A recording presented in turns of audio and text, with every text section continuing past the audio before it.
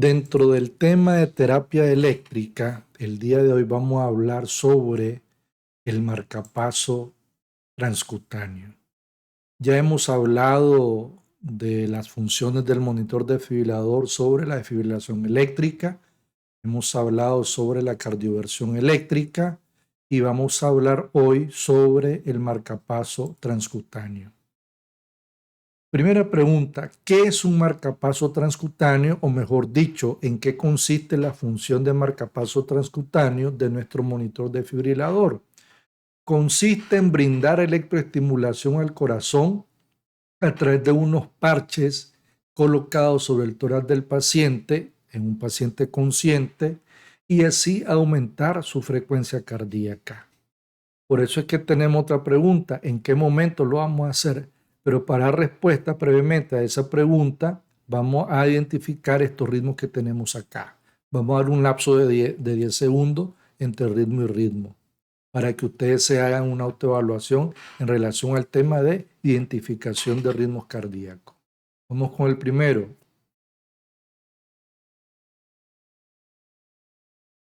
En un paciente con un bloqueo auriculoventricular del segundo grado Mobitz 1 o Weckenbach.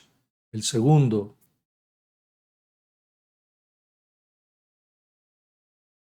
En un paciente con un trazo con un bloqueo auriculoventricular del segundo grado, tipo 2 o clásico. Tercer trazo. En un trazo de un paciente con una bradicardia sinusal. Cuarto trazo. En un paciente con un bloqueo auriculoventricular de tercer grado. Quinto y último trazo. Es un paciente con un bloqueo auriculoventricular de primer grado. Espero sus comentarios en el canal. Respondiendo a la pregunta en qué momento, si nos vamos al algoritmo de la AJA 2020, vemos que cualquier paciente con frecuencia cardíaca menor o igual de 50 latidos por minuto y que presente disnea, hipotensión, precordialgia o cualquier signo o síntoma de hipoperfusión tisular se debe tratar como una bradicardia sintomática. Y lo primero que tenemos que hacer es administrar atropina. Si el paciente no responde a la atropina, entonces ahí sí vamos a considerar la utilización de electroestimulación, es decir, activar la función de marcapaso transcutáneo de nuestro monitor desfibrilador. Entonces, vamos a tener algunas consideraciones en relación al marcapaso transcutáneo. Uno, recordemos que el paciente va a estar recibiendo pequeñas descargas eléctricas y duelen, por lo tanto tenemos que sedar al paciente, brindar ansiolítico y también considerar la administración de analgésico. Otra consideración importante que en nuestro medio es bastante infrecuente, pero es importante saberlo conceptualmente hablando, es que está contraindicada la electroestimulación en pacientes con hipotermia grave. Lo otro, todo médico se debe estar familiarizado con su monitor desfibrilador y saber los pasos para activar el marcapaso transcutáneo del monitor desfibrilador. Saber cómo ajustar la frecuencia cardíaca y saber cómo ajustar los miliamperajes de salida, que lo vamos a ver más adelante.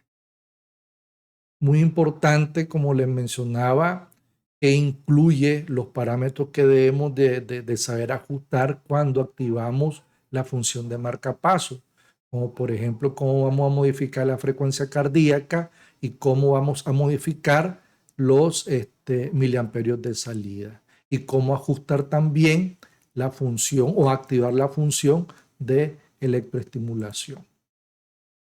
Entonces, ¿cómo debemos de? Ya vimos que en qué consiste el marcapaso transcutáneo. Ahora, ¿cómo debemos de hacerlo? Primero, tomar la decisión.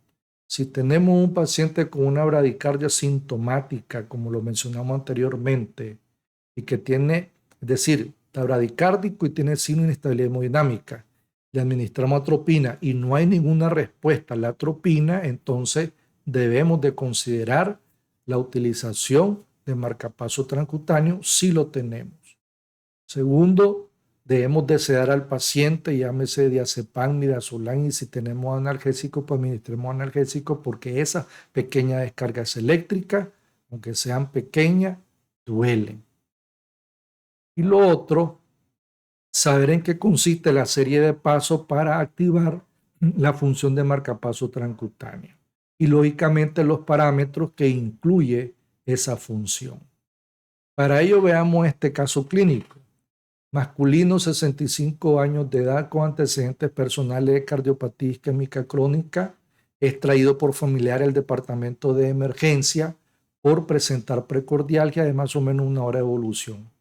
Lo acuestan en la camilla del área de shock, el paciente está acostadito, enfermería está tomando sus signos vitales e identifica que está hipotenso con una presión arterial de 80-40 y que le siente el ritmo bastante lento, con frecuencia respiratoria de 22 por minuto, saturando 92%. Como médico, indicamos canalizar al paciente, tomar muestras, ponerle oxígeno por catéter nasal. Indicamos colocar el monitor cardíaco y si el cuadro clínico lo permite, tomar un electrocardiograma. Identificamos que tiene un bloqueo auriculoventricular de segundo grado mórbid clásico e inmediatamente indicamos atropina 1 miligramo IV stat. Vemos que la frecuencia cardíaca no se modifica con la dosis de atropina, por lo tanto tenemos que solicitar comenzar a preparar el marcapaso transcutáneo. Mientras preparan el marcapaso transcutáneo, administramos una segunda dosis de atropina.